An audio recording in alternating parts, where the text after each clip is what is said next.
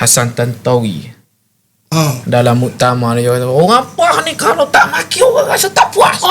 Ingat tak video tu? Ya. Kita orang PAH ni kalau tak maki UMNO rasa tak puas kita ceramah. Tapi pernah Sing, untuk makluman pihak-pihak kita ni kadang-kadang kita bersakit hati. Saya pun sakit hati sebab kita terlalu lawan baik.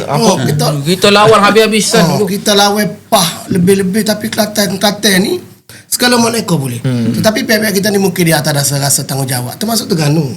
Walaupun itulah negeri pengusi PN terkini, dia boleh pergi ziarah naik kereta sekali. Itulah orang panggil Perdana Menteri yang dikatakan oleh PAH paling salim.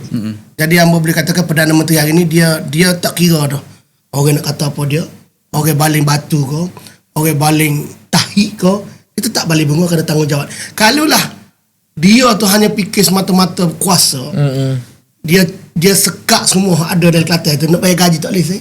Tu? Nak bayar gaji tak boleh. Lepas tu pula dengan kuasa ada ni, dengan media ni, macam-macam dia buat. Hari ni PAH boleh membela seorang nama apa sih?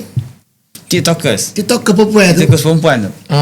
Dia dikata soalan Mila. Mila sebab ditangkap oleh polis. Mungkin betul lah kita kata PAH suka catch uduh.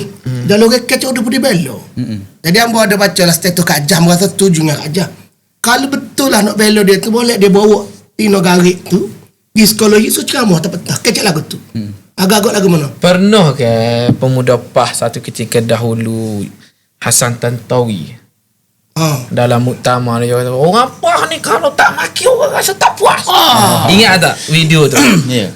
Kita orang PAH ni kalau tak maki UMNO rasa tak puas kita ceramah. Makna katanya PAS ini dia sinonim je sebenarnya dengan maki. Kalau tak maki tak puas.